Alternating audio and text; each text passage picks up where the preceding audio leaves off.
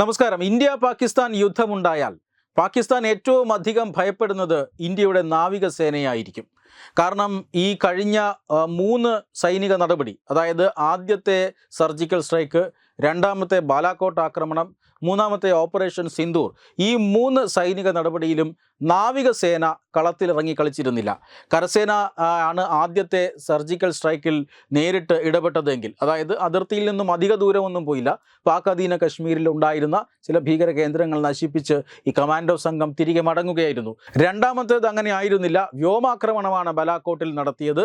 അതിന് ഇന്ത്യൻ വ്യോമസേനയാണ് മുൻകൈയെടുത്തത്. മൂന്നാമത്തേതിലും മുൻകൈയെടുത്തത് വ്യോമസേന തന്നെയായിരുന്നു. പക്ഷേ മിസൈലുകൾ ഉപയോഗിച്ചുകൊണ്ടുള്ള ആക്രമണമായിരുന്നു. കരസേന ഈ പാകിസ്ഥാൻ അതിർത്തിയിൽ നടത്തിയ കനത്ത ഷെല്ലിങ്ങിനെ നേരിട്ടു എന്ന് മാത്രമേ ഉള്ളൂ. പക്ഷേ അപ്പോഴും നാവികസേന അവിടെ സർവ്വസജ്ജരായി തയ്യാറായി തന്നെ നിന്നതേയുള്ളൂ. പക്ഷേ അടിച്ചില്ല, അല്ലെങ്കിൽ പാകിസ്ഥാന് നേരെ ഒരു നടപടിയും നാവികസേനയുടെ ഭാഗത്ത് നിന്ന് ഉണ്ടായില്ല.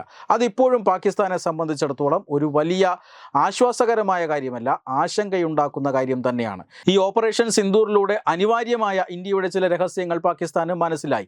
പക്ഷേ നാവികസേനയുടെ കയ്യിൽ എന്തുണ്ട് എന്ന് ഇപ്പോഴും അറിയില്ല. നാവികസേന വിചാരിച്ചാൽ പാകിസ്ഥാനെ ഒന്നടങ്കം ചുട്ടുകരിക്കാനുള്ള എല്ലാ കാര്യങ്ങളുമുണ്ട്. പാകിസ്ഥാനെ വളഞ്ഞിട്ട് ആക്രമിക്കാൻ നാവികസേനയ്ക്ക് കഴിയും. അതിനെ പ്രതിരോധിക്കാൻ പാകിസ്ഥാനിന് യാതൊരുവിധ കഴിവുമില്ല എന്നുള്ളതാണ് ഏറ്റവും പ്രധാനപ്പെട്ട കാര്യം. അതുകൊണ്ട് നാവികസേനാ മേഖലയിൽ ഇന്ത്യക്കെതിരെ പിടിച്ചു നിൽക്കാനുള്ള എന്തെങ്കിലും ഒരു കഴിവ് അല്ലെങ്കിൽ ശേഷി വർദ്ധിപ്പിക്കാനുള്ള നടപടികൾക്കാണ് ഇപ്പോൾ പാകിസ്ഥാൻ ശ്രമിച്ചുകൊണ്ടിരിക്കുന്നത്. അതിൻ്റെ ഭാഗമായിട്ടാണ് ചൈനയിൽ നിന്നും ഒരു അന്തർവാഹിനി പാകിസ്ഥാന് കൈമാറുന്നത്. ഹാങ്ങർ ക്ലാസ് അന്തർവാഹിനിയാണ് ഇപ്പോൾ വുഹാനിൽ വെച്ച് പാകിസ്ഥാന് കൈമാറ്റം ചെയ്തിരിക്കുന്നത്. പാകിസ്ഥാനെ സംബന്ധിച്ചിടത്തോളം അവർ ഉപയോഗിക്കുന്ന പ്രതിരോധ ഉൽപ്പന്നങ്ങളിൽ 80% ചൈനയുടേതാണ്.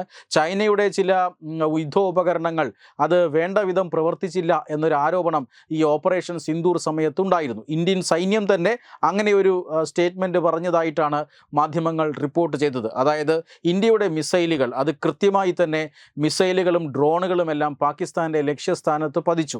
പാകിസ്ഥാന് വ്യോമ പ്രതിരോധ സംവിധാനങ്ങളുണ്ട്. ബാലാക്കോട്ട് ആക്രമണത്തിന് ശേഷം പാകിസ്ഥാൻ വ്യോമ പ്രതിരോധ സംവിധാനം സജ്ജീകരിച്ചിരിക്കുന്നു.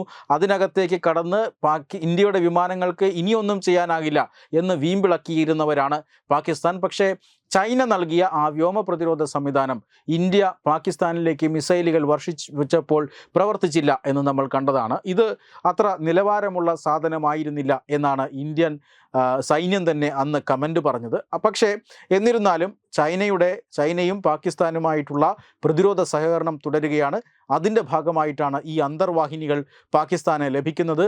ഈ അന്തർവാഹിനി ലഭിച്ചാലും അത് വെറും അന്തർവാഹിനി മാത്രമാകും. അതുകൊണ്ട് യുദ്ധം ചെയ്യാൻ കഴിയില്ല. ഇനിയും ഒരുപാട് കടമ്പകൾ പാകിസ്ഥാന് കടക്കേണ്ടതുണ്ട്. അതായത് ഈ അന്തർവാഹിനികളിൽ ആയുധങ്ങൾ നിരത്തുന്നത് സംബന്ധിച്ച ചില ജോലികളുണ്ട്. മാത്രമല്ല ഈ അന്തർവാഹിനി പ്രവർത്തിപ്പിക്കാൻ ആവശ്യമായ പരിശീലനം പാകിസ്ഥാൻ സൈന്യത്തിന് നൽകണം.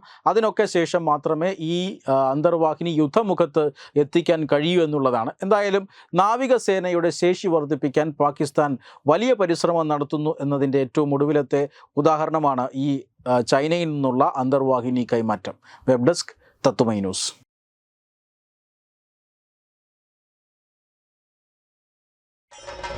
ഭാരതത്തിലെ അതിപ്രശസ്തമായ ക്ഷേത്രങ്ങളിലേക്ക് മലയാളം ന്യൂസ് നെറ്റ്വർക്ക് സംഘടിപ്പിക്കുന്ന ആധ്യാത്മിക യാത്രകൾ. പ്രമുഖ ട്രാവൽ ഏജൻസിയായ യാത്രാനന്ദയുമായി ചേർന്ന് മലയാളം ന്യൂസ് നെറ്റ്വർക്ക് ഒരുക്കുന്ന യാത്രയിൽ ചുരുങ്ങിയ നിരക്കിൽ നിങ്ങൾക്കും പങ്കാളികളാകാം. ഭാരതത്തിലെ പ്രമുഖ ശക്തിപീഠമായ അസമിലെ കാമാഖ്യ ക്ഷേത്രത്തിലേക്കാണ് ആദ്യ യാത്ര. കാമരൂപമെന്ന് കാളിദാസനും പ്രാഗ്ജ്യോതിഷപുരമെന്ന് വ്യാസനും വിളിച്ച അതിമനോഹരമായ സംസ്ഥാനമാണ് അസം. സമമായി മറ്റൊന്നില്ല എന്നാണ് അസമിന്റെ അർത്ഥം.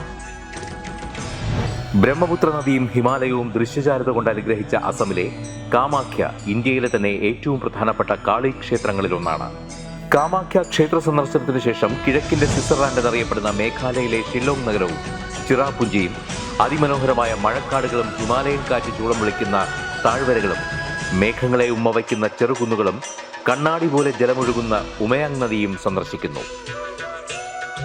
ജീവിതത്തിൽ ഒരിക്കലെങ്കിലും കണ്ടിരിക്കേണ്ട ഈ അത്ഭുത ലോകത്തിലേക്ക് നിങ്ങളെ സ്വാഗതം ചെയ്യുന്നു വിമാന ടിക്കറ്റും ചിലവുകളും ഉൾപ്പെടെ 65,000 രൂപ ചിലവ് വരുന്ന ഈ പാക്കേജ് 59,000 രൂപയ്ക്ക് മലയാളം ന്യൂസ് നെറ്റ്വർക്ക് നിങ്ങൾക്ക് ലഭ്യമാക്കുന്നു.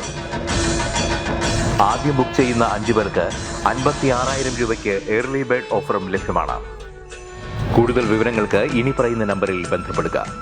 8089001200 അല്ലെങ്കിൽ 7736549234.